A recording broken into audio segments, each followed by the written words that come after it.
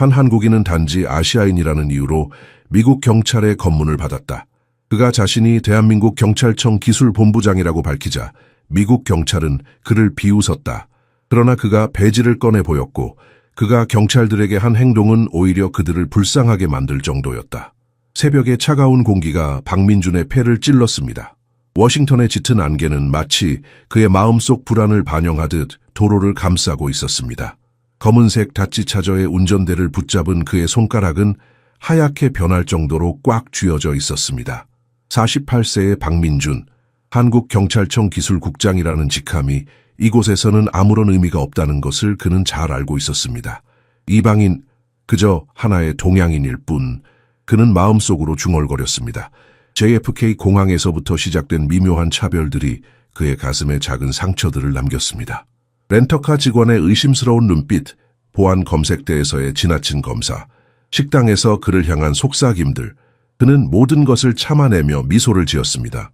어린 시절부터 아버지에게 배운 대로 존엄성을 지키는 것이 가장 중요했기 때문입니다. 존중받지 못하는 곳에서도 자신의 등은 꼿꼿이 세워라. 아버지의 목소리가 그의 귓가에 메아리 쳤습니다.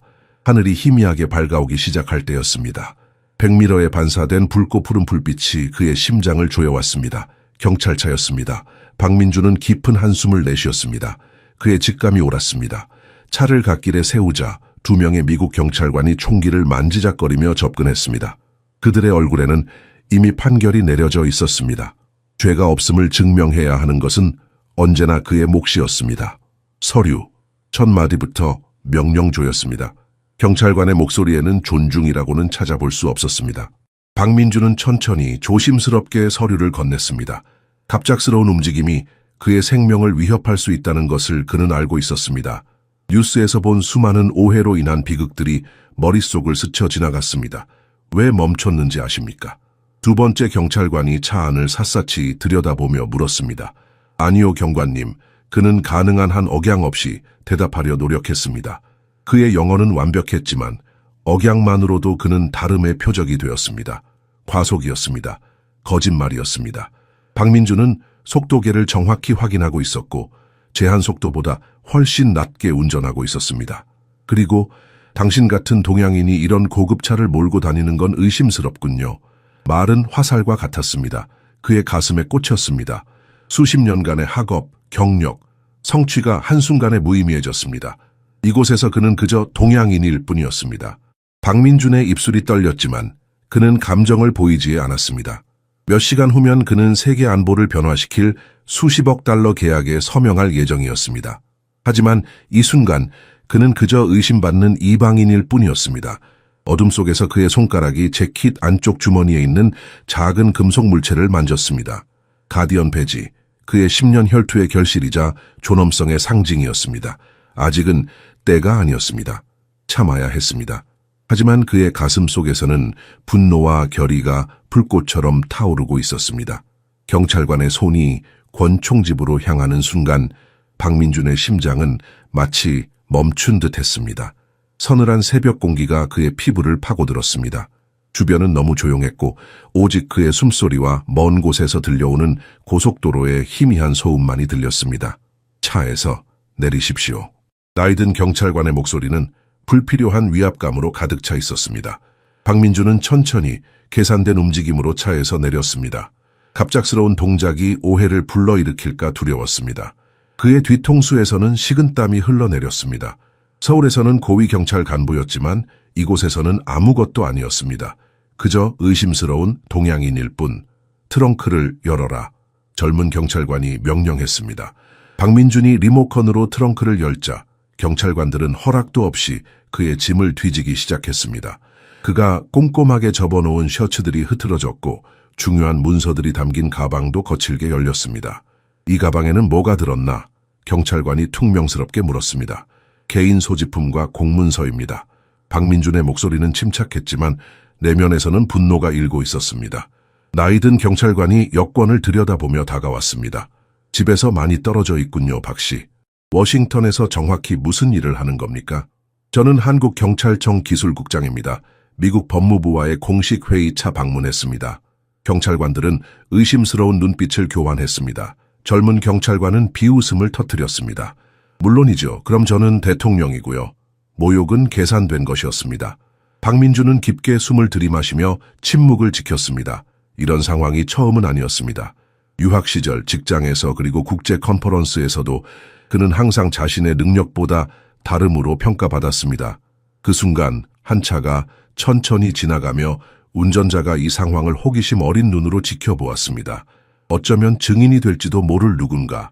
확인을 위해 데려가야겠습니다. 나이든 경찰관이 수갑을 꺼내며 선언했습니다. 당신 같은 서류를 가진 사기꾼 사례가 많거든요. 박민준의 가슴이 무너져 내렸습니다. 수십억 달러 계약을 앞둔 그가 경찰서에 연행된다면? 한국으로 돌아갈 때 신문 헤드라인이 눈앞에 그려졌습니다. 기술국장, 미국에서 체포돼 그의 평생 경력이 한순간에 물거품이 될 수도 있었습니다. 바로 그때 박민준은 결심했습니다. 침착하게 눈을 마주치며 그는 손을 천천히 안쪽 주머니로 향했습니다. 젊은 경찰관이 즉시 총을 꺼냈습니다. 손 보이게 들어올려 박민준은 의도적으로 느린 동작으로 금속 물체를 꺼냈습니다. 그것은 총이 아니었습니다. 아침 햇살 아래 반짝이는 그것은 경찰관들을 얼어붙게 만들었습니다. 가디언 배지 세계 경찰 시스템을 혁명적으로 바꿀 지능형 배지였습니다. 경찰관들의 눈이 동그래졌습니다. 더 이상 그들 앞에는 의심스러운 동양인이 아니라 그들이 상상할 수 없는 기술의 창시자가 서 있었습니다. 박민준의 마음 깊은 곳에서는 작은 승리감이 일었지만 그의 얼굴은 여전히 평온했습니다. 이것은 시작에 불과했습니다. 진정한 승리는 아직 먼 곳에 있었습니다. 가디언 배지가 박민준의 손에서 빛을 발하자 주변의 공기가 일순간 변했습니다. 배지에서 투사된 3차원 홀로그램은 그의 모든 신원 정보를 완벽하게 표시했고 전자적 목소리가 선명하게 울려 퍼졌습니다. 박민준 기술국장 대한민국 경찰청 기술부, 유엔에서 확인된 외교적 지위, 경찰관들의 얼굴이 백지장처럼 하얗게 변했습니다. 그들의 눈앞에서 펼쳐진 첨단 기술은 상상을 초월했습니다. 홀로그램은 단순한 신원 확인을 넘어 그의 최고 수준 허가와 미국 방문 목적까지 모두 보여주고 있었습니다. 박민준의 입가에 희미한 미소가 떠올랐습니다. 평생 동안 자신이 겪었던 모든 모욕과 차별이 이 순간을 위한 준비였다고 느꼈습니다. 아이러니하게도 그가 개발한 기술은 바로 이런 불평등과 오해를 없애기 위한 것이었습니다. 전화하시겠습니까? 박민준이 나이든 경찰관에게 자신의 휴대폰을 내밀었습니다. 경찰관의 얼굴이 창백해졌습니다. 상관에게 아니면 FBI에 직접 연락하실래요? 그들은 약 2시간 후에 저를 기다리고 있을 테니까요. 경찰차의 무정위에서 갑자기 소리가 들렸습니다. 긴급한 목소리가 경찰관들을 부르고 있었습니다. 젊은 경찰관이 몇 걸음 물러나 무정위를 들었습니다. 그의 표정이 점차 변해가는 것을 박민준은 조용히 지켜보았습니다. 네, 알겠습니다. 이해했습니다. 젊은 경찰관이 무정위에 중얼거리며 박민준을 향해 불안한 시선을 던졌습니다. 나이든 경찰관이 침을 삼켰습니다. 오해가 있었던 것 같습니다. 본부에서 방금 국무부로부터 연락을 받았습니다. 당신은 가도 좋습니다. 박민준은 가디언 배지를 조심스럽게 주머니에 다시 넣었습니다. 그의 손가락이 배지의 차가운 금속을 느꼈을 때 아버지의 얼굴이 떠올랐습니다. 가난한 경찰관이었던 아버지는 늘 존엄성의 중요성을 가르쳤습니다. 그리고 지금 그 교훈이 그의 가장 강력한 무기가 되었습니다. 안전에 대한 당신들의 관심에 감사드립니다. 박민준이 중립적인 목소리로 말했습니다. 좋은 일 계속하십시오. 그는 측정된 걸음으로 자신의 차로 돌아갔습니다. 굴욕 앞에서도 존엄성을 유지하는 힘을 느끼며 운전석에 다시 앉았을 때 그는 근처 차량에서 한 남자가 급히 휴대폰을 감추는 것을 알아차렸습니다. 이 모든 장면이 기록되었던 것입니다. 다치 차저가 워싱턴을 향해 부드럽게 가속할 때 박민준의 마음은 복잡했습니다. 차 안의 고요함 속에서 그는 지난 삶의 조각들을 떠올렸습니다. 서울의 작은 아파트에서 자란 가난한 시절, 경찰관 아버지의 낡은 제복, 대학에서 밤을 새워 공부하던 날들, 그리고 미국 유학 시절, 교수들이 그의 아이디어를 무시하고 동료들이 그의 이름을 제대로 발음하려 하지 않았던 순간들, 준비가 되었을 때 네가 누구인지 보여주어라. 아버지의 말씀이 그의 귓가에 울렸습니다. 이제 그 시간이 왔습니다. 그의 손가락이 다시 한번 가디언 배지를 만졌습니다. 이것은 단순한 기술이 아니었습니다. 그것은 그의 명예회복의 상징이었고 수천 명의 다른 이방인들을 위한 희망이었습니다. 워싱턴의 실루엣이 지평선에 나타나기 시작했습니다. 박민준의 여정은 이제 막 시작되었습니다. 그의 마음속에는 확신이 자리 잡았습니다. 오늘 세상은 변할 것입니다. 그리고 그는 그 변화의 중심에 서 있을 것입니다. 워싱턴으로 향하는 도로 위에서 박민준의 눈앞에 서울의 풍경이 아련하게 겹쳐졌습니다. 어릴 적 살았던 낡은 아파트, 그 좁은 방에서의 겨울밤이 생생했습니다. 추위를 막기 위해 형제들과 뒤엉켜 자던 기억, 아버지의 경찰 제복이 유일한 자랑거리였던 시절. 민준아, 두려움 때문에 허리를 굽히지 마라. 오직 존경할 때만 고개를 숙여라. 박민준은 핸들을 꽉 쥐었습니다. 아버지 송재호 경사의 목소리가 귓가에 생생했습니다. 낮은 계급의 경찰이었던 아버지는 매일 밤 완벽하게 다림질된 제복을 입고 귀가했지만 그의 눈에는 말하지 않는 이야기들이 가득했습니다. 봄축제에서 10살 박민준이 처음으로 아버지가 모욕당하는 모습을 목격했던 그 날, 술에 취한 미국인 관광객이 아버지를 향해 욕설을 퍼부었습니다. 아이 노란 원숭이야, 영어도 제대로 못하면서. 송 경사는 분노하지 않았습니다. 오히려 정확하고 품위 있는 동작으로 그 남자를 체포했습니다. 아버지, 왜 화내지 않으셨어요? 어린 민준이 그날 밤 물었습니다. 분노는 우리가 잘못된 곳에 낭비하는 연료란다. 더 나은 것을 만들기 위해 그것을 아껴두거라. 박민준의 눈에서 뜨거운 것이 흘러내렸습니다. 미국의 고속도로 위에서 48세에 성공한 기술국장이 어린 시절의 상처를 다시 느끼고 있었습니다. 그는 그 교훈을 가슴에 새기며 학교에서 그리고 나중에 대학에서 두각을 나타냈습니다. 공학과 법의학을 결합한 그의 접근 방식은 혁신적이었지만 외국인 유학생이었던 그는 항상 2배로 증명해야 했습니다. 25살 때 그의 인생을 바꾼 사건이 일어났습니다.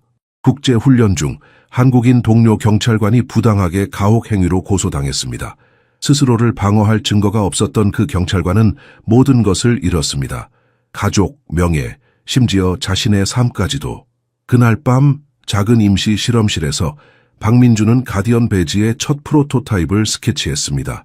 그의 비전은 분명했습니다. 경찰관과 시민 모두를 보호하는 디지털 방패를 만들어 말 대 말의 상황을 없애는 것이었습니다. 워싱턴 외곽의 휴게소에 차를 세우고 박민준은 창밖을 바라보았습니다. 아메리카노 한 잔을 들고 그는 지난 10년을 되돌아보았습니다. 밤샘 연구 수백 번의 실패, 세계의 혁신적 특허, 그리고 셀 수 없이 많은 불면의 밤들, 모든 것이 오늘로 이어졌습니다. 카페에 앉아있는 동안 그는 주변 사람들의 시선을 느꼈습니다. 낯선 얼굴, 낯선 언어, 낯선 존재. 미국 중부에서 온 가족이 그에게서 멀어지기 위해 자리를 옮겼습니다. 종업원은 그의 주문을 2번이나 확인했고 거스름 돈을 내밀 때도 그의 손에 닿지 않도록 조심했습니다. 이런 작은 상처들이 모여 그의 결의를 더욱 단단하게 만들었습니다. 가디언 배지는 이제 단순한 기술적 도구가 아니었습니다. 그것은 그가 평생 견뎌온 불공정함에 대한 응답이었습니다. 다시 채오르며 그는 한국으로 전화를 걸었습니다. 그의 조수 지영이 걱정스러운 목소리로 대답했습니다. 국장님, 계약 준비는 다 되었습니다. 하지만 미국 측에서 마지막 순간에 조건을 변경하려는 움직임이 있습니다. 박민준은 깊게 숨을 들이마시며 워싱턴의 실루엣을 바라보았습니다. 이제 진짜 전쟁이 시작될 것입니다. 그리고 그는 평생 이 순간을 준비해왔습니다. 워터게이트 호텔의 로비는 박민준이 회전문을 통과할 때 활기차게 소란스러웠습니다. 법무부의 젊은 보좌관인 케빈 첸이 초조하게 시계를 반복적으로 확인하며 그를 기다리고 있었습니다. 박 국장님, 첸이 지나치게 형식적으로 손을 내밀었습니다. 윌리엄스 장관의 직속 보좌관 케빈 첸입니다. 우리는, 글쎄요, 상황이 좀 복잡해졌습니다. 박민준은 미세하게 눈썹을 들어 올렸습니다. 그의 심장이 빨라졌지만 표정은 평온함을 유지했습니다. 어떤 상황입니까, 첸 씨? 케빈은 주저하며 그를 로비의 한적한 구석으로 안내했습니다. 그의 얼굴은 창백했고 이마에는 땀방울이 맺혀 있었습니다. 도로에서의 사건 말입니다. 누군가 모든 것을 촬영했어요. 지금 인터넷 전체에 퍼져 있습니다. 박민준은 케빈이 보여주는 태블릿의 영상을 보며 표정을 중립적으로 유지했습니다. 옆에서 촬영된 그 영상은 경찰관들이 정당한 이유 없이 그의 가방을 뒤지고 가디언 배지를 본 후 물러서는 순간을 명확히 보여주고 있었습니다. 내는 국장님에게 종영을 해시태그는 이미 수천 건의 공유를 기록하고 있었습니다. 윌리엄스 장관은 매우 당혹스러워하고 계십니다. 케빈이 목소리를 낮추며 계속했습니다. 공식 회의 전에 비공개 면담을 요청하십니다. 박민주는 고개를 끄덕였습니다. 객실에 짐을 풀고 나서요. 엘리베이터 안에서 그는 잠시 생각에 잠겼습니다. 그가 겪은 공개적 모욕이 이제 미국 시스템 자체에 대한 시험이 되고 있었습니다. 계획한 일은 아니었지만 이것을 자신의 임무에 유리하게 활용할 수 있을 것입니다. 객실에 들어서자마자 박민주는 서울로 전화를 걸었습니다. 화면에 그의 보조관 지영의 걱정스러운 얼굴이 나타났습니다. 그녀의 눈 밑에는 피로의 흔적이 짙었습니다. 국장님, 투자자들이 불안해하고 있습니다. 영상을 봤어요. 기술부 장관님이 3번이나 전화하셨습니다. 모두에게 침착하라고 전해요. 이것은 장애물이 아니라 기회입니다. 박민준이 넥타이를 조정하며 대답했습니다. 그리고 지영 씨, 우리 서버에 접근 시도가 있었는지 확인해 보세요. 여기서 우리가 단순한 편견보다 더 많은 것과 싸울 것 같은 느낌이 듭니다. 전화를 끊자 그의 휴대폰에 익명의 메시지가 도착했습니다. 침략자여, 아직 돌아갈 수 있을 때 돌아가라. 박민주는 그 번호를 저장했습니다. 전쟁은 이제 막 시작되었습니다. 방 안에서 창밖을 바라보며 그는 이 모든 상황이 어떻게 전개될지 곰곰이 생각했습니다. 그가 10년간 개발한 기술이 이제 미국의 근본적인 문제를 드러내는 촉매제가 되었습니다. 어쩌면 운명이었을지도 모릅니다. 그의 아버지가 항상 말했듯이 때로는 상처를 드러내야 치유가 시작된다. 박민주는 침대 위에 놓인 정장 수트를 바라보았습니다. 오늘 입을 옷이었습니다. 그것은 단순한 옷이 아니라 갑옷이었습니다. 그리고 오늘 그는 그 어느 때보다 강한 보호가 필요할 것입니다. 법무부는 대리석과 권력의 미로였습니다. 박민주는 조용한 복도를 통해 회의실로 안내되었고 그곳에서 윌리엄스 국토안보부 장관이 기다리고 있었습니다.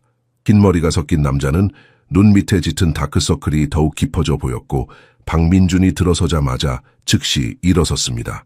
박 국장님, 미국 정부를 대표하여 오늘 아침 있었던 용납할 수 없는 사건에 대해 사과드립니다. 윌리엄스가 진정한 걱정을 담아 말했습니다. 관련 경찰관들은 정직 처분되었고 완전한 조사가 있을 것입니다. 박민주는 가볍게 고개를 숙였습니다. 그의 내면에서는 뜨거운 감정이 일었지만 외면은 차분했습니다.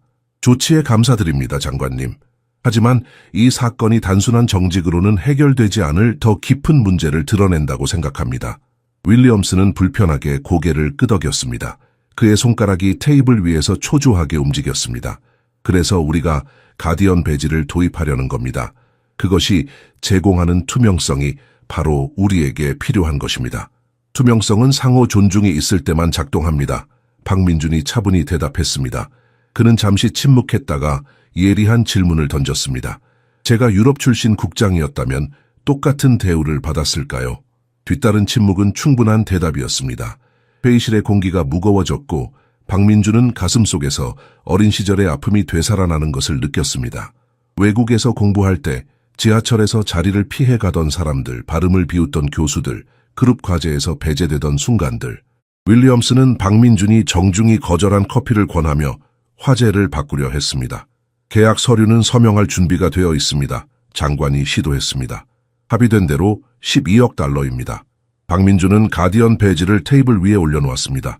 장치가 부드럽게 빛나며 복잡한 홀로그램 데이터를 투사했습니다. 그 빛이 방 안에서 춤추는 모습이 마치 그의 내면의 결의를 반영하는 듯했습니다. 이 기술은 단순한 제품이 아닙니다, 윌리엄스 장관님. 이것은 오늘 아침 제가 경험한 것과 같은 일을 10년간 겪으며 얻은 결과입니다. 저는 계약 조건을 제고하고 있습니다. 윌리엄스의 얼굴이 창백해졌습니다. 그의 손이 미세하게 떨렸습니다. 하지만 모든 것이 이미 의회의 승인을 받았습니다. 세계가 지켜보고 있습니다, 장관님. 박민준의 목소리는 부드러웠지만 단호했습니다. 저는 단순히 기술을 판매하러 여기 온 것이 아닙니다. 시스템을 바꾸러 왔습니다. 박민준은 가방에서 새로운 문서를 꺼냈습니다. 그의 손은 흔들림 없이 안정적이었습니다. 이것이 제 조건입니다. 가디언 배지를 받는 모든 부서의 의무적 반차별 훈련, 계약금 1억 5천만 달러 증액으로 아시아계 인종차별 피해 커뮤니티를 위한 가디언 재단 설립, 그리고 첫 공식 훈련의 생중계. 윌리엄스는 문서를 검토하며 충격과 체념 사이에서 표정이 오갔습니다. 이것은 상당한 저항을 불러일으킬 것입니다. 편견이 매일 희생자들에게 저항을 불러일으키는 것처럼 말입니까? 박민준이 일어서며 대답했습니다. 그의 눈에는 평생의 투쟁이 담겨 있었습니다. 선택은 당신에게 달려 있습니다, 장관님. 적응하거나 뒤처지거나. 박민준이 협상을 중단했다는 소문은 정치 서클에 빠르게 퍼졌습니다. 호텔 객실에서 그는 미국 뉴스가 의견이 갈린 전문가들과 함께 사건을 논의하는 것을 지켜보았습니다. 그의 휴대폰은 한국에서 오는 전화로 계속 진동했습니다. 고위층이 걱정하고 있습니다, 국장님. 지영이 화상회의에서 전했습니다. 그녀의 뒤편으로 서울 사무실의 불빛이 희미하게 보였습니다. 장관님께서 우리가 개인적인 문제 때문에 수십억 달러 계약을 위험에 빠뜨리고 있는 것은 아닌지 의문을 제기하십니다. 박민준은 평온함을 유지했습니다. 그의 눈에는 피로감이 스쳤지만 결의는 더욱 강해졌습니다. 장관님께 우리가 기술의 가치를 지키고 있다고 말씀드리세요. 지금 우리가 받아야 할 가치보다 낮게 팔면 우리는 항상 저평가될 것입니다. 지영과의 통화가 끝나자 박민준은 익명의 전화를 받았습니다. 그는 주의 깊게 응답했습니다. 박 국장님, 깊은 미국식 목소리가 말했습니다. FBI의 로버트 오웬스입니다. 비공식적인 대화를 나누고 싶습니다. 30분 후 박민준은 회색 코트를 입은 중년 남성과 링컨 기념관에서 만났습니다. 하늘은 어두워지기 시작했고 주변의 관광객들은 점점 줄어들고 있었습니다. 당신의 용기에 감탄합니다. 네, 오웬스가 서문없이 말했습니다. 하지만 당신이 단순한 관료주의보다 더 많은 것을 상대하고 있다는 것을 이해해야 합니다. 센티넬테크는 우리의 가장 큰 경찰 기술 공급업체로 의회에 강력한 로비스트들이 있습니다. 경쟁에 대해서는 알고 있습니다. 박민준이 대답했습니다. 차가운 저녁 공기가 그의 뺨을 스쳤습니다. 이건 단순한 경쟁이 아닙니다. 오웬스가 속삭였습니다. 그의 시선은 주변을 끊임없이 살폈습니다. 대한테크에 대해 무언가를 계획하고 있다는 정보를 받았습니다. 안전하지 않은 네트워크에서 공유하는 내용에 주의하세요. 박민준이 더 질문하기 전에 오웬스는 관광객들 사이로 사라졌습니다. 호텔로 돌아온 박민준은 휴대폰에서 보안 경고를 받았습니다. 대한테크의 보호 시스템이 가디언 배지의 소스 코드가 저장된 서버에 여러 침입 시도를 감지했습니다. 원격으로 방어 프로토콜을 활성화하는 동안 그의 시선이 텔레비전에 머물렀습니다. 보수 성향의 상원의원 리처드 반스가 열정적으로 연설하고 있었습니다. 우리는 외국 기업들이 문화적 요구로 우리 정부를 협박하도록 허용할 수 없습니다. 미국에는 자체적인 가치가 있습니다. 박민준은 작게 미소 지었습니다. 게임이 점점 더 흥미로워지고 있었습니다. 그의 마음 깊은 곳에서 어린 시절의 추억이 떠올랐습니다. 할아버지가 그에게 말했던 벚꽃 이야기. 바람에 구부러져도 절대 부러지지 않는 꽃이란다. 지금이 바로 그 순간이었습니다. 바람은 거세지고 있었지만 그는 더 이상 구부러지지 않을 것입니다. 국립공원의 벤치에 홀로 앉아있던 박민준의 손가락이 휴대폰 위에서 멈췄습니다. 딸 수진으로부터 온 부재중 전화가 화면에 표시되어 있었습니다. 그녀는 스탠포드 대학교에서 컴퓨터 공학을 공부하고 있었고 아버지처럼 미국에서 자신의 자리를 찾기 위해 고군분투하고 있었습니다. 통화 버튼을 누르자 수진의 걱정스러운 목소리가 들려왔습니다. 아빠, 괜찮으세요? 그 영상 봤어요. 괜찮다, 딸. 그의 목소리는 강한 척했지만 딸에게 걱정을 끼쳤다는 사실이 그의 가슴을 아프게 했습니다. 거기서는 어떻게 지내고 있니? 잠시 침묵이 흘렀습니다. 일부 친구들은 싸움꾼 아빠에 대해 농담을 했어요. 다른 친구들은 지지해줬고요. 기술윤리 교수님은 오늘 수업에서 아빠 사례를 예로 들었어요. 박민준의 가슴이 조여들었습니다. 그가 싸우는 이유는 딸을 위해서이기도 했습니다. 자신이 경험했던 차별과 편견을 딸이 겪지 않게 하기 위해. 하지만 이제 그의 행동이 오히려 딸에게 부담이 되고 있었습니다. 수지나 증조 할아버지가 벚꽃에 대해 하시던 말 기억하니 흔들려도 부러지지 않는다. 그녀가 좀 더 단단한 목소리로 대답했습니다. 맞아. 나도 너처럼 이 나라에서 공부했어. 네가 경험하는 것과 같은 일들을 경험했지. 하지만 이제 나는 무언가를 바꿀 기회를 갖게 되었단다. 통화를 마친 후 박민준은 벤치에 앉아 모든 인종의 가족들이 공원을 즐기는 모습을 지켜보았습니다.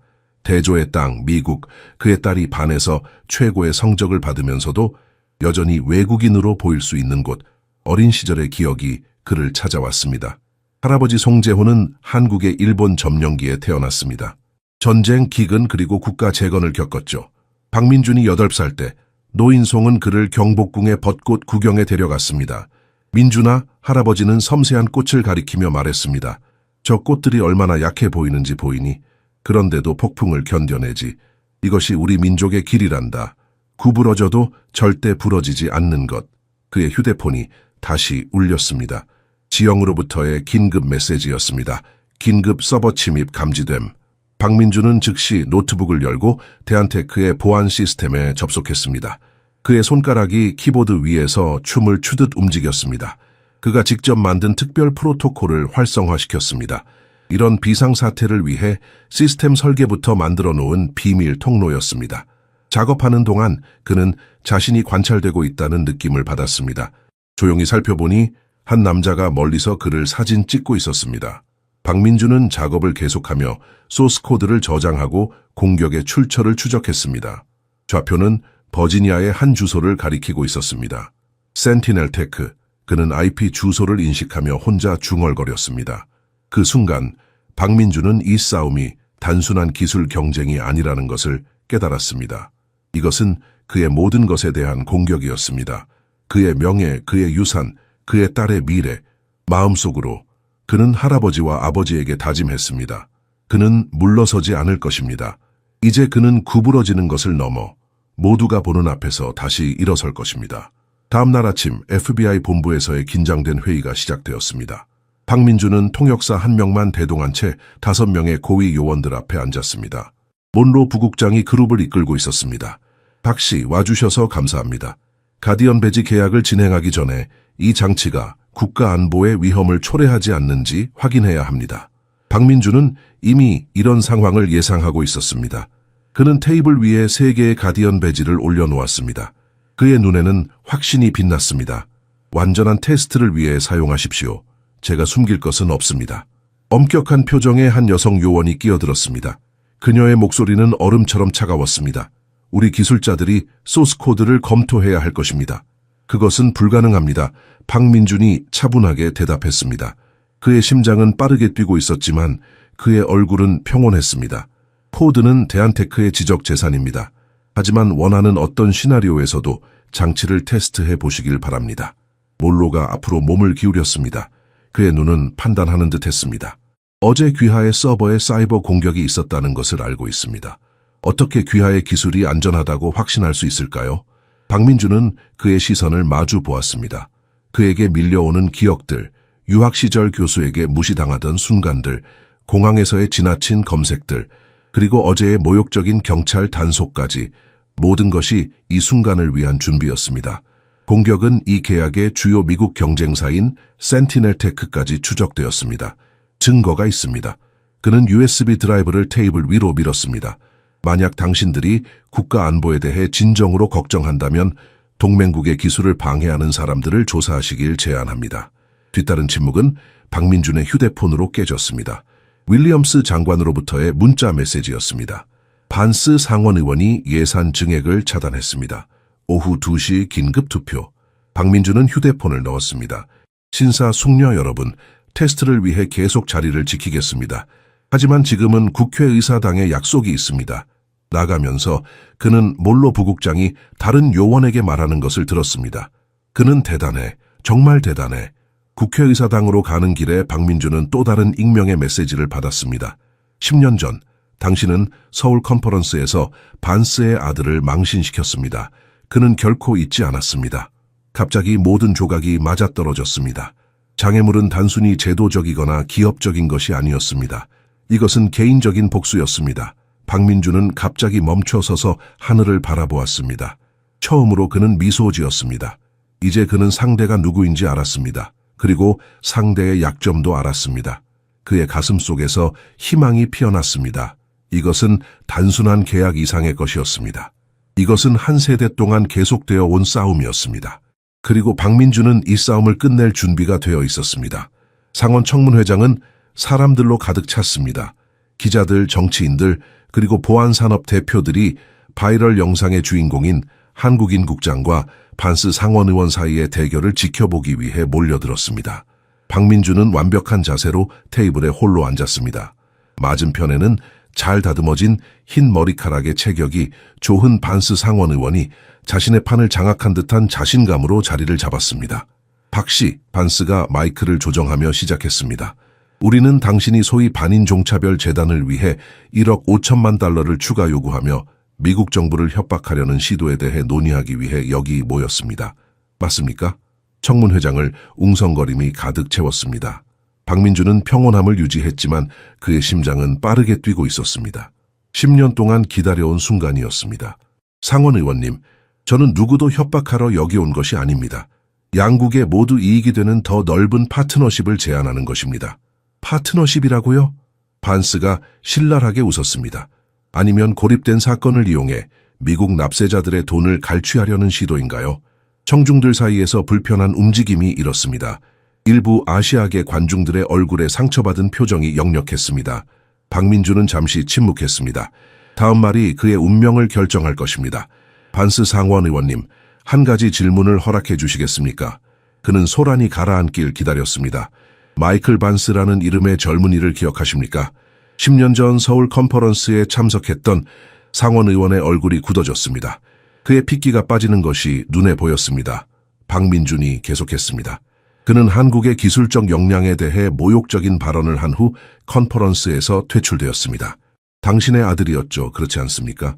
청문회장의 절대적인 침묵이 내려앉았습니다. 반스의 얼굴이 창백해졌습니다. 그의 손이 테이블 위에서 떨리고 있었습니다. 저는 여기 복수를 위해 온 것이 아닙니다, 상원 의원님. 박민준이 계속해서 말했습니다. 그의 차분한 목소리는 팽팽한 긴장감과 대조를 이루었습니다. 저는 해결책을 제공하러 왔습니다. 가디언 배지는 단순한 경찰 감시 장치가 아닙니다. 이것은 정직한 경찰관과 무고한 시민 모두를 보호하는 책임성 도구입니다. 박민준이 배지를 작동시키자 공중의 홀로그램 통계가 투사되었습니다. 청중들은 마치 마법을 보는 듯 숨을 죽였습니다. 한국에서의 테스트 결과 경찰에 대한 허위 신고는 78% 감소했고 경찰 가혹 행위는 63% 감소했습니다. 우리는 단순히 기술을 팔고 있는 것이 아닙니다. 우리는 변화를 제공하고 있습니다. 청문회장 전체가 공중에 떠다니는 데이터를 황홀하게 바라보았습니다. 테이블 위에 가디언 배지는 파란색 별처럼 빛나고 있었습니다. 재단에 관해서는 박민준이 결론지었습니다. 그것은 저를 위한 것도 한국을 위한 것도 아닙니다. 그것은 출신에 관계없이 모든 미국인에게 혜택을 주는 지속적인 유산을 만들기 위한 것입니다. 당신의 가족을 포함해서 상원 의원님, 반스는 말문이 막혔습니다. 그는 자신의 아들이 10년 전 모욕했던 남자를 바라보았고 그 남자는 이제 모욕 대신 존엄성을 제공하고 있었습니다. 승리의 달콤함보다 더 강력한 것은 베푸는 자비의 힘이었습니다. 그 순간 회의장 뒤편에서 누군가가 박수를 치기 시작했고 점점 더 많은 사람들이 합류했습니다. 새벽 3시 17분 디지털 보안 경보가 울렸습니다. 박민주는 호텔방에서 즉시 깨어나 노트북의 비상 시스템에 접속했습니다. 검은 화면에 빨간색 경고 메시지가 깜빡이고 있었습니다. 주 서버 보안 침해 확인, 자동화된 목소리가 알렸습니다. 벚꽃 방패 프로토콜 활성화. 박민준의 손가락이 키보드 위에서 신속하게 움직였습니다. 그의 얼굴은 푸른 모니터 빛에 창백하게 비춰졌고 이마에는 땀방울이 맺혔습니다. 스스로 만든 방어 시스템을 탐색하면서 그는 침입자의 흔적을 발견했습니다. 다시 한번 IP 주소는 센티넬 테크를 가리키고 있었습니다. 그들은 절대 포기하지 않는군요. 그는 중얼거렸습니다. 어린 시절 할아버지가 들려주신 이야기가 떠올랐습니다. 적이 당신의 집으로 오기 시작하면 그는 이미 패배를 두려워하는 것이다. 휴대폰이 울렸습니다. 지영의 목소리가 긴장되어 있었습니다. 국장님, 누군가 소스코드 전체에 접근하려 했습니다. 벚꽃 프로토콜이 침입자들을 허니팟에 격리했습니다. 그들은 코드를 얻었다고 생각하지만 가짜 버전입니다. 프로토콜을 계속 유지하세요. 박민준이 지시했습니다. 그의 눈은 화면의 데이터를 빠르게 분석하고 있었습니다. 아직 아무에게도 알리지 마십시오. 전화를 끊자마자 모르는 번호에서 전화가 왔습니다. FBI의 로버트 오웬스였습니다. 그의 목소리는 평소보다 긴급했습니다. 박 국장님, 지금 바로 국으로 와야 합니다. 통신을 감청했습니다. 센티넬 테크가 계약 서명 전에 가디언 배지의 소위 취약점을 공개할 계획입니다. 40분 후 박민주는 조용한 요원들의 호위를 받으며 FBI 본부에 들어섰습니다. 긴장감이 그를 감싸고 있었습니다. 위기 상황실에서 오웬스가 심각한 표정으로 그를 기다리고 있었습니다. 공개를 막을 수 있었지만 센티넬 테크는 의회에 연줄이 있습니다. 국가안보 위험에 관한 긴급 청문회를 소집하려 하고 있습니다. 박민주는 침착함을 유지했습니다. 그의 표정에는 미세한 미소가 스쳤습니다. 그들은 가짜 코드를 훔쳤습니다. 처음부터 이렇게 계획했습니다. 오웬스가 놀란 표정으로 그를 바라보았습니다. 당신은 그들이 시도할 것을 알고 있었군요. 오웬스 씨, 저는 평생 과소평가 받아왔습니다. 박민준이 대답했습니다. 그의 목소리에는 인생의 쓰라림이 묻어 있었습니다. 그것이 저에게 항상 세 걸음 앞서 있는 법을 가르쳐 주었습니다. 어릴 적 서울의 좁은 골목에서 외국인 학생들에게 놀림받던 기억이 떠올랐습니다. 그들이 그의 책을 빼앗고 노트를 찢던 날, 박민주는 그날부터 항상 가짜 노트를 가지고 다니기 시작했습니다. 진짜 노트는 항상 안전하게 보관되어 있었습니다. 진짜 코드에는 고유한 디지털 서명이 있습니다. 그는 노트북을 열어 복잡한 다이어그램을 오웬스에게 보여주었습니다. 훔친 버전을 사용하려는 어떠한 시도도 전 세계적인 경고를 촉발하고 방해 공작을 증명할 것입니다. 오웬스는 점점 커지는 존경심을 담아 고개를 끄덕였습니다. 그럼에도 불구하고 그들이 당신의 명성을 해치는 것을 막기 위해서는 센티넬 테크에 대한 구체적인 증거가 필요합니다. 증거는 지금 이 순간에도 우리에게 오고 있습니다. 박민준이 조용히 웃으며 파일이 전송되고 있는 모니터를 바라보았습니다. 함정은 침입자들을 격리시켰을 뿐만 아니라 역추적을 시작했습니다. 그들이 훔친 가짜 코드의 각 줄에는 미세 추적기가 포함되어 있습니다. 박민준의 눈은 화면에 반사된 데이터 흐름을 지켜보고 있었습니다. 그의 손에는 아버지의 낡은 경찰 배지가 쥐어져 있었습니다. 영감의 원천이자 평생의 동반자였습니다. 이제 그 배지는 그의 창조물, 가디언 배지의 자리를 내주었습니다. 벽시계가 새벽 4시를 가리키고 있었습니다. 몇 시간 후면 그의 운명이 결정될 것입니다. 하지만 처음으로 박민주는 두려움 대신 평온함을 느꼈습니다. 그가 일생 동안 준비해온 순간이 마침내 도래한 것입니다. 법무부 대회의실은 역사적인 서명식을 위해 준비되어 있었습니다. 120개 이상 국가의 텔레비전 카메라가 이 행사를 생중계할 예정이었습니다. 첫 번째 줄에는 한국계 미국인 커뮤니티의 대표들이 불안과 기대가 뒤섞인 표정으로 기다리고 있었습니다. 박민준이 복도를 걷고 있을 때 이제는 덜 적대적인 표정의 반스 상원 의원이 다가왔습니다. 박 국장님, 그가 불편한 기색으로 시작했습니다. 서명식 전에 대화를 나누고 싶습니다. 박민준이 고개를 끄덕이자 반스는 그를 사적인 방으로 안내했습니다. 놀랍게도 그곳에는 마이클 반스 상원 의원의 아들이 서 있었습니다. 이제 30대 중반의 남성이 된 그는 분명히 긴장한 모습이었습니다. 박 국장님, 마이클이 눈에 띄게 초조한 모습으로 말했습니다. 10년 전 서울에서 했던 말에 대해 사과드리고 싶습니다. 저는 젊고 오만했으며 틀렸습니다. 박민주는 남자의 얼굴을 유심히 살펴보았습니다. 어린 시절의 거만함은 사라지고 그 자리에 진정한 후회가 자리 잡고 있었습니다. 강당에서 그가 한국인들은 단순히 미국 기술을 복제할 뿐이며 혁신할 능력이 없다고 외쳤던 그 날이 선명하게 떠올랐습니다. 그리고 저는 말씀드리고 싶습니다. 반스 상원 의원이 계속했습니다. 가디언 재단 기금에 대한 반대를 철회했습니다. 사실 2억 달러로 증액을 제안했습니다. 박민준의 눈썹이 짙은 일에 처음으로 놀라움을 표시했습니다. 그의 내면에서는 감정의 폭풍이 일고 있었지만 외면은 여전히 침착했습니다. FBI가 센티넬 테크에 대한 증거를 보여주었습니다. 반스가 설명했습니다. 그의 목소리에는 수치심이 묻어 있었습니다. 그들은 당신의 기술을 훔치려고 시도했을 뿐만 아니라 입법자들, 심지어 제 사무실 사람들까지 뇌물을 주고 있었습니다. 당신의 조건을 수락합니다. 상원 의원이 마무리했습니다. 생중계 훈련까지 포함해서요. 그리고 저는 제 아들의 행동에 대해 사과드리고 싶습니다. 제가 이렇게 가르친 것이 아닙니다. 박민주는 창밖으로 미국의 수도를 바라보았습니다. 그의 눈에는 감정이 번졌지만 그는 그것을 숨겼습니다. 순간의 승리가 아니라 장기적인 변화를 위해 여기 온 것이었습니다. 잠시 후 그는 손을 내밀었습니다. 우리 문화에서는 진심 어린 사과를 구하는 것이 자존심을 지키는 것보다 더 많은 용기가 필요하다고 믿습니다. 당신의 사과를 받아들입니다, 상원 의원님. 그리고 당신의 사과도 마이클. 그들이 서명식 홀에 들어섰을 때 박민주는 예상치 못한 무언가를 발견했습니다.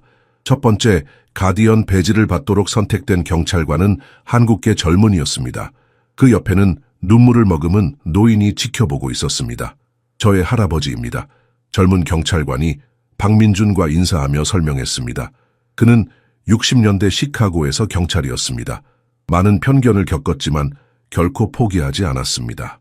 박민준은 자신이 만든 배지가 그의 유산을 공유하는 사람의 손에 놓이는 것을 보며 목이 메었습니다. 이것은 단순한 기술적 승리가 아니었습니다. 이것은 원의 완성이었습니다. 그의 가슴을 채운 감정의 깊이는 말로 표현할 수 없었습니다. 평생의 투쟁, 조롱, 의심이 이 순간으로 이어졌습니다. 그리고 이제 그의 창조물은 다른 누군가가 같은 고통을 겪지 않도록 하는 데 도움이 될 것입니다. 계약 체결 3개월 후 박민준은 서울의 사무실에서 화상회의를 진행하고 있었습니다. 화면에는 스무리출 개국 대표들이 미국 경찰서의 가디언 배지 구현의 예비 결과를 지켜보고 있었습니다. 경찰 비행 신고 47% 감소. 박민준이 다음 슬라이드로 넘기며 발표했습니다. 그의 얼굴에는 지친 기색이 역력했지만 눈에는 성취감이 빛나고 있었습니다.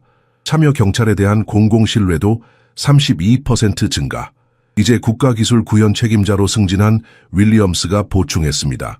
그리고 가장 중요한 것은 소수민족 관련 사건이 53% 감소했다는 것입니다. 회의가 끝난 후 박민준은 윌리엄스와 계속 연결 상태를 유지했습니다. 화면 너머로 윌리엄스의 눈에도 피로가 보였습니다. 반차별 훈련은 어떻게 진행되고 있습니까? 박민준이 물었습니다. 놀랍게도 잘 받아들여지고 있습니다. 윌리엄스가 대답했습니다. 도로에서 당신을 세웠던 두 경찰관 알고 계십니까? 그들이 강사로 참여하길 요청했습니다. 그날 자신들의 경력에서 가장 중요한 교훈을 배웠다고 말합니다. 박민준의 입가에 부드러운 미소가 맴돌았습니다. 그는 그들의 얼굴을 잊지 않았습니다. 그리고 그들의 이름도 오피서 존슨과 오피서 라이트, 이제 그들도 변화의 일부가 되었습니다. 센티넬 테크는요, 어떤 진전이 있습니까? 완전히 해체되었습니다. 윌리엄스가 분명한 만족감을 담아 대답했습니다. FBI는 12개의 다른 사례에서 산업 스파이 행위 증거를 발견했습니다. CEO는 연방 혐의에 직면해 있습니다. 당신이 설치한 함정이 우리에게 필요한 모든 것을 제공했습니다. 전화를 끊자 박민준은 서울의 지평선을 창문을 통해 바라보았습니다. 워싱턴에서 받았던 익명의 위협 메시지가 떠올랐습니다. 그 보이지 않는 적은 아마도 자신이 평생 과소평가 받아온 남자와 맞서고 있다는 것을 상상조차 하지 못했을 것입니다. 문의 부드러운 노크 소리가 그의 생각을 중단시켰습니다. 그의 보조관 지영이었습니다. 그녀의 얼굴은 수개월 전보다 밝아 보였습니다. 국장님 따님이 3번 라인에서 기다리고 있습니다. 그리고 기술부 장관님이 내일 가디언 재단 개관식에 참석하시겠다고 확인하셨습니다. 박민준은 고개를 끄덕이며 전화를 집어들었습니다. 수진의 활기찬 목소리가 라인을 가득 채웠습니다. 아빠, 스탠포드 심포지엄에서 기술 윤리에 관한 패널을 발표할 거예요. 그리고 맞춰보세요. 가디언 배지와 소수 민족 공동체에 미치는 영향에 대해 저를 인터뷰할 예정이에요. 자부심이 박민준의 가슴을 따뜻하게 데웠습니다. 그의 딸이 이제 그가 시작한 변화의 일부가 되었습니다. 그녀는 더 이상 외국인 학생이 아니라 중요한 목소리로 인정받고 있었습니다. 너무 기쁘구나, 딸아. 모두 아빠 덕분이에요. 아빠가 세상에 보여주셨어요. 우리가 목소리를 높이지 않아도 들리게 할 수 있다는 것을. 통화를 마친 후 박민준은 서랍에서 작은 상자를 열었습니다. 안에는 시간이 흐름에 따라 다른 오래된 경찰 배지가 있었습니다. 아버지로부터 간직한 기억이었습니다. 그 옆에 그는 가디언 배지의 프로토타입을 놓았습니다. 과거와 미래가 완벽한 조화를 이루는 순간이었습니다. 박민준은 자신의 여정을 되돌아보았습니다. 서울의 가난한 아파트에서 자란 경찰의 아들에서 이제 전 세계 법 집행기관의 미래를 변화시킨 사람이 되었습니다. 그의 눈에서 뜨거운 눈물이 흘러내렸습니다. 승리의 눈물이 아니라 마침내 집에 돌아온 사람의 눈물이었습니다. 서울국립대학교 강당은 가디언 재단 아시아 본부 개관식으로 가득 찼습니다. 무대 위의 단순한 명판에는 프로젝트의 모토가 새겨져 있었습니다. 존중과 보호는 특권이 아닙니다. 그것은 양보할 수 없는 권리입니다. 박민주는 다양한 청중을 바라보았습니다. 경찰관, 외교관, 사회활동가, 그리고 여러 국적의 학생들. 그들 중에는 차별의 이야기를 담고 있는 얼굴들도 있었지만 희망의 얼굴들도 있었습니다. 윌리엄스 장관이 행사를 위해 특별히 방문했습니다. 그의 옆에는 놀랍게도 반스 상원 의원이 있었습니다. 미국 정치인은 몇 달 전 박민준과의 대결 이후 완전히 달라진 모습이었습니다. 박 국장님 윌리엄스가 오프닝에서 시작했습니다. 기술 계약으로 시작된 것이 존엄성의 혁명이 되었습니다. 오늘날 사르프 세계국이 이미 가디언 배지 프로그램에 접근을 요청했습니다. 말할 차례가 되자 박민준은 뜨거운 박수 속에 무대 위로 올랐습니다. 마이크를 조정하며 잠시 청중을 바라본 후 말을 시작했습니다. 많은 분들이 제게 이 모든 것을 계획했는지 묻습니다. 그가 말하자 청중 사이에서 웃음이 터져 나왔습니다. 진실은 더 단순합니다. 저는 단지 경찰관과 시민 모두를 보호하는 도구를 만들 계획이었습니다. 나머지는 행동으로 옮긴 존엄성이었습니다. 박민주는 잠시 멈추고 첫 번째 줄에 있는 딸 수진을 바라보았습니다. 그녀의 눈에는 자랑스러움의 눈물이 맺혀 있었습니다. 아버지는 분노는 우리가 잘못된 엔진에 낭비하는 연료라고 가르치셨습니다. 제가 겪은 편견에 분노로 반응하는 대신 저는 그 에너지를 변혁적인 무언가를 만들기 위해 채널링했습니다. 그 뒤에 화면에는 다양한 민족의 경찰관들이 여러 국가에서 가디언 배지를 사용하는 이미지가 폭력 감소 통계와 함께 번갈아 나타났습니다. 우리가 개발한 배지는 단순한 기술 장치가 아닙니다. 박민준이 계속했습니다. 그의 목소리는 평생의 여정에서 오는 깊은 감정을 담고 있었습니다. 그것은 투명성과 존중이 보편적이라는 상징입니다. 제복을 입은 사람의 피부색이나 그에게 접근하는 사람의 피부색은 중요하지 않습니다. 반스 상원 의원이 발언을 요청하여 모두를 놀라게 했습니다. 공개적으로 고백하고 싶은 것이 있습니다. 미국인이 말했습니다. 저는 단순히 경제적 이익 때문이 아니라 많은 이들처럼 뿌리 깊은 편견을 가지고 있었기 때문에 이 프로젝트에 저항했습니다. 박 국장님은 저를 노출시키고 모욕할 수 있었습니다. 대신 그는 제게 성장할 기회를 주었습니다. 행사 종료 시 박민주는 예상치 못한 경의를 받았습니다. 그 안개 낀 워싱턴 아침에 그를 세웠던 두 경찰관이 눈에 띄게 감정에 북받쳐 무대에 올랐습니다. 이것을 당신께 전달하고 싶습니다. 나이든 경찰관이 상자를 내밀었습니다. 아내는 우리에게 보이는 것 너머를 볼 수 있도록 가르쳐준 사람에게 라는 말이 새겨진 미국 경찰 배지가 있었습니다. 그날 밤 조용한 사무실에서 박민주는 이제 그의 여정의 상징으로 대한테크 로비에 영구 전시된 검은색 다찌 차저를 생각했습니다. 그의 굴욕을 목격했던 차는 이제 더 큰 변화의 이야기의 일부가 되었습니다. 전화벨이 울렸습니다. 국제전화였습니다.